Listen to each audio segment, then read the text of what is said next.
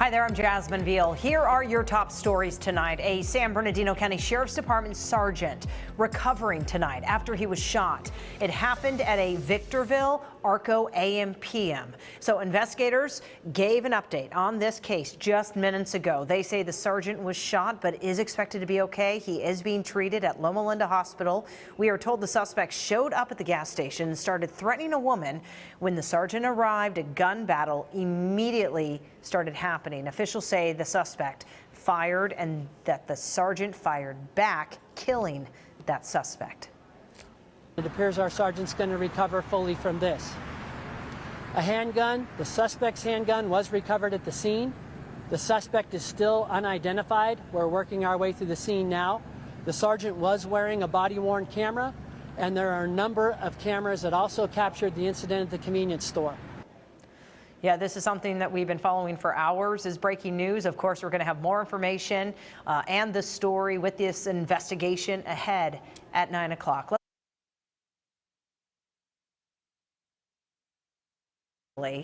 Again, in Chatsworth, LAPD shot and killed a woman after she allegedly threatened her sister with a gun and then set the house on fire. Fire crews and police responded to North Laramie Avenue around 2 in the afternoon and found the house on fire. According to the LAPD, officers made their way into the backyard where they confronted the woman, and that's when officers opened fire. It's unclear if the woman fired any shots. That fire, though, at the home, it was contained within about 20 minutes. Well, tonight the search is on for a man accused of killing 3 homeless people in 3 shootings this week. All 3 victims were killed as they slept alone in open areas. We had LA Mayor Karen Bass urging unhoused people to seek shelter today and avoid being alone. Take a listen. We will give out locations where people can go. We have been in touch with service providers throughout the city, many of whom work incredibly closely over the last year to bring thousands of Angelenos inside to reach their clients, and we will be convening a meeting right after this to discuss next steps.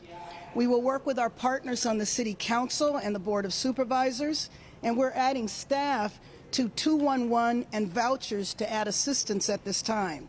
We are working to open emergency shelters that are open during times of difficult weather conditions. We want those shelters open now so we can get as many people who are unhoused in those shelters. And Mayor Bass says that she and her office are reaching out to different agencies to spread the word. Also today, police released a picture right here of the suspect in the car they believed that he took off in. Our Luz Delia Caballero has been working on this story. We're going to have much more on what she found out, even talking to some of those who live on the streets, ahead later tonight. An investigation underway after a man was shot at a Pavilions in Hollywood. We are told that this happened after an altercation inside the store, but it's still unclear if this shooting happened inside or outside. There were some evidence markers right there by the front doors. The man, though, was taken to the hospital. The shooter has not yet been caught. So traffic, look at this, finally moving again on the westbound 210 freeway right at the 134 after a pursuit standoff came to an end just minutes ago. We are told that the chase involved a stolen Kia from Arcadia and that the driver then just ran out of gas. She was taken into custody shortly after this came to an end. Turning now to the weather forecast, we had a chilly fall night ahead for us. We have some big changes, though, coming next week and even into the weekend.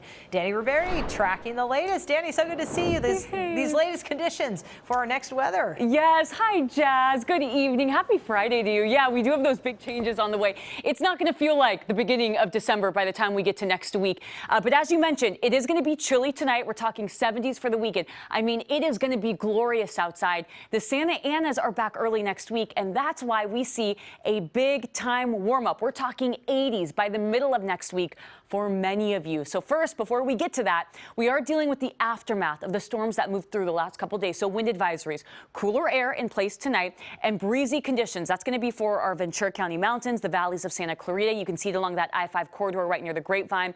Also Santa Barbara County. This continues until 10 o'clock. So if you're traveling this evening, we're talking gusts between 35 to 45 miles per hour. And it has been breezy, especially in Lancaster, Palmdale, Santa Clarita. You look good right now. But Malibu, LAX, we're talking winds coming out of the north about 10 to 15 miles per hour. So let's talk about what's next for our weekend. So you can see going into late tonight, all of the storms stay to the north of us. Here we are down here in Southern California. I'll zoom us in.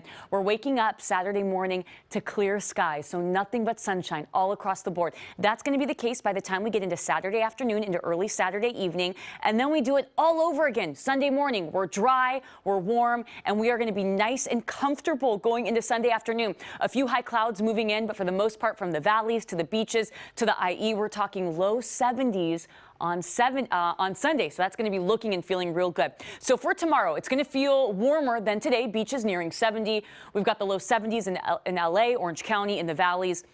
Upper 60s in the Inland Empire, things in the mountains climbing back up to the upper 40s. Now, by the time we get to next week, temperatures are running about 5 to 10 degrees above average. So these are crazy numbers for the beginning of December. We're talking beach weather, and we're going to be breaking that down for you in our 7-day forecast coming up at 8 o'clock. Jazz.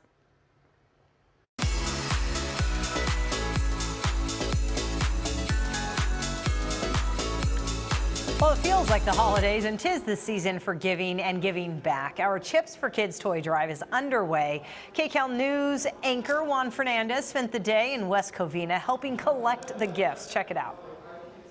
It has been a wonderful day and night out here at Plaza West Covina. I'm Juan Fernandez, along with Officer Davila, Chipper, and Santa Claus. We've been out here collecting your toys all day long for our Chips for Kids toy drive. Officer Davila, how have we done today? Oh, Juan, we've done amazing. We got a lot of toys today, but we're not done yet because we're going to still collect them all throughout the holiday season. What was the goal for this year? And I understand last year we may have fallen a little bit short of our goal, so we're trying to make up for it again this year, right?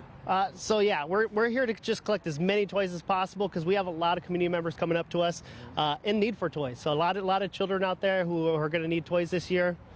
And I've seen community groups. Can individuals also reach out to the California Highway Patrol to request a gift for their child? Yes, we mostly deal with nonprofit organizations and different schools, hospitals as well. But if there's a child in need, reach out to us and we'll try to make it happen.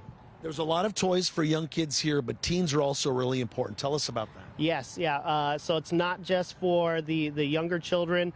We also have teenagers that are in need this year, you know, whether they're going through any financial crisis or anything like that. We're here to collect for all ages.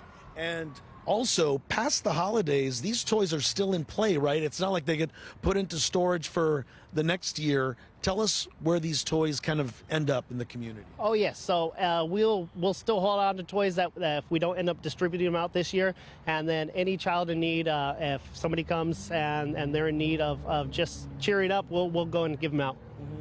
It has been really a great day out here at Plaza West Covina. I even think we got the seal of approval from Santa, right? Oh my goodness, heck yeah! You know, all of this is so wonderful. You know, I've got my own little seal stamp. These officers and all the officers out here that helped, that done this. I mean, my goodness, it's incredible. And most importantly, you, the folks in our community, thank you so much. Our Chips for Kid toy drive continues, but for now, I'm Juan Fernandez at Plaza West Covina. Okay, but hey, if you did not make it out to Plaza West Covina, this is your online donation hookup right here. One more time, you can even scan that QR code to donate to our Chips for Kids toy drive. It's right here on your screen. You can also text toys to 76278. You can also go to chipsforkids.com to find the whole list of locations on where you can bring that toy.